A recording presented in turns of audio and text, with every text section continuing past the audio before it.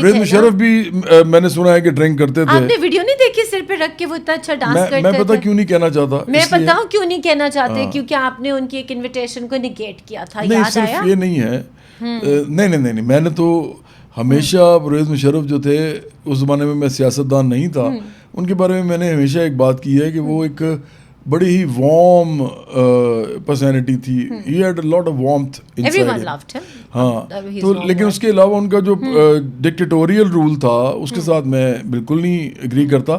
لیکن چونکہ میں اس وقت سیاستدان نہیں تھا تو مجھے انہوں نے ایوارڈز دیے ہوئے ہیں ایز پریزیڈنٹ. ہاں, تو اس لیے دیکھیں میں تو یہ بالکل نہیں سمجھتا کہ شراب, اچھا میں بات یہ کر رہا تھا کہ شراب جو بندہ پیتا ہے, مثال کے ذوالفقار علی بھٹو نے خود کہا, انہوں نے خود کہا, اس لیے میں ان کا نام لے رہا ہوں, پرویز مشرف کا نہیں لے رہا.